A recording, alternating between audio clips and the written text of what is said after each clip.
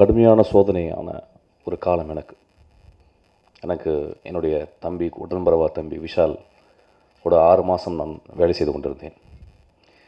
8 வருஷமாக நாங்கள் 2 பேரும் சேர்ந்து வேலை செய்ய வேண்டியது. 2 பேருக்குமே சண்டை. நாங்கள் பேச மாட்டேன், அவர் பேச மாட்டார். 6 மாதத்துக்கு அப்புறம் நாங்கள் 2 பேரும் சேர்ந்தோம். என் வாழ்க்கையில் நான் பார்த்த உயரமான மனிதன் விஷால் தான். நான் வாழ்க்கையில் பார்த்த சத்தியமான நல்ல மனிதன் விஷால் தான். இதை நான் பொய்யே சொல்லலை. அந்த ஒரே ஒரு காரணத்துக்கு தான் என்னை கூப்பிட்டான். தம்பி அண்ணா நீங்கள் வரீங்களான்னு கடைசி நாள் கூப்பிட்டான். எனக்கு தெரியும் நான் வரமாட்டேன்னு தெரியும். ஏன்னா எனக்கு சினிமா தவிர எதுவுமே தேவையில்லைங்க. என்னுடைய சாவு என்னுடைய ஆக்ஷன் கட்டுக்குள்ளே மட்டும்தான் இருக்கணும்னு நினச்சிக்கிருந்தேன். தம்பி கூப்பிட்டான், ஆனால் வரீங்களான்னு கேட்டான். நான் என்னன்னு கூட கேட்கல, வந்துட்டேன். ஏதோ செயலாளர் பதவின்னு சொன்னான். இந்த சினிமாவில் ஒரு நல்ல திரைப்படம் எடுக்கணும்னு சொல்லிட்டு நான் போராடிக்கிட்டே இருக்கேன். அது உங்கள் எல்லாருக்குமே தெரியும், அது சத்தியம். ஒரு படம், நான் முதல் படம் என்னுடைய ப்ரொடியூசர் உட்காந்துருக்காரு. முதல் படம் என்னுடைய வெற்றி படம். அப்போவே 6 கோடி ரூபாய் சம்பாரிச்சு என்னுடைய ப்ரொடியூசர் 1 கோடி ரூபாய் டெபிசிட்டில் நடந்து போனார் இங்கேருந்து. என்னுடைய 2வது படம், 3வது படம், எல்லா படங்களிலும் நான் கஷ்டப்பட்டுக்கிட்டே இருக்கேன்.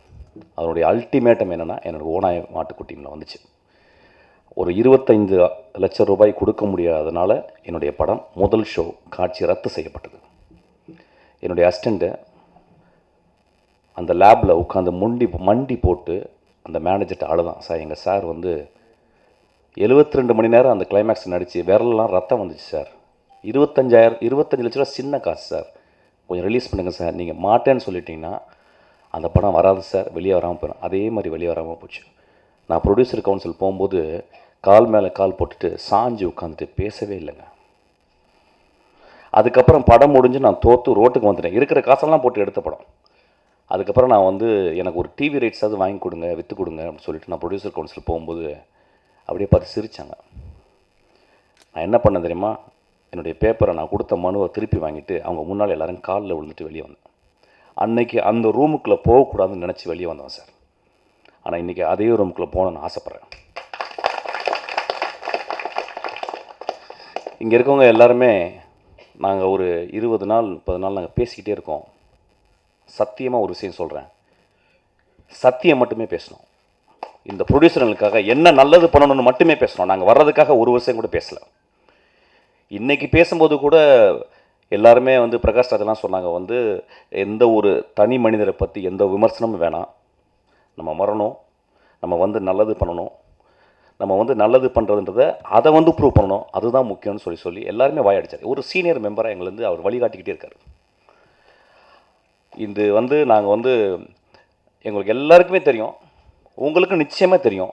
நாங்கள் இந்த ப்ரொடியூசர் கவுன்சிலில் போகிறது சத்தியமாக சொல்கிறேன், சேரில் கூட உட்கார மாட்டாங்க. நாங்கள் அப்படி உழைக்க போகிறோங்க. நாங்கள் எங்கள் சேரில் உட்கார மாட்டோம். எங்கள் சேர் எடுத்து நின்றுக்கிட்டே உழைப்போம்.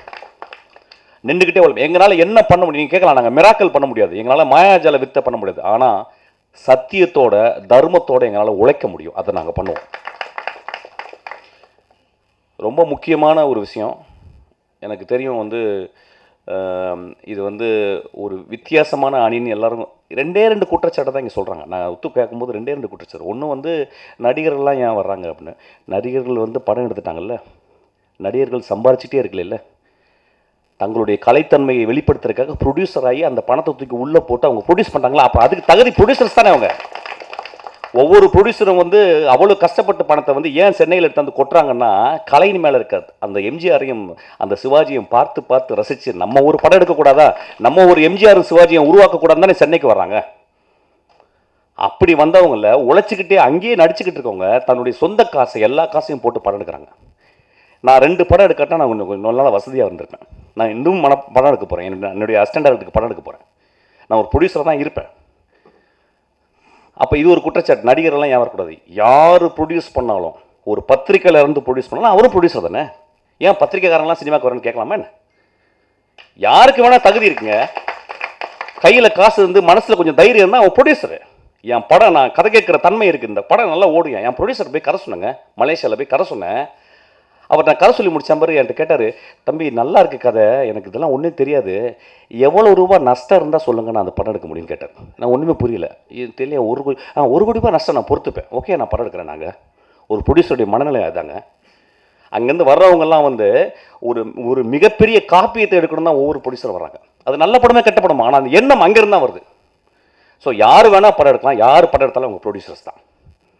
அதுக்கப்புறம் வந்து தமிழன் இங்கே மலையாளி, தயவுசெய்து இப்படி சொல்ல ரொம்ப கஷ்டமாக இருக்குங்க. நம்மளுக்கு உழைத்த எல்லா பெரிய தலைவர்களுமே வந்து எல்லாருமே தமிழர்கள் இல்லையே. பெரியார் தமிழர் இல்லையே, எம்ஜிஆர் தமிழர் இல்லையே. தமிழ்நாட்டில் இருக்கவங்க எல்லாருமே தமிழர் தானேங்க. அப்படி பிரிக்கலாமா? அப்படி பிரிக்கலாமா? நம்ம எல்லாம் இந்தியர்கள். ஒரு மூலையில் நம்ம வந்து நிற்கிறோம், அதுக்கு பேர் தமிழ்நாடுன்னு பேர் வச்சுருக்கோம்.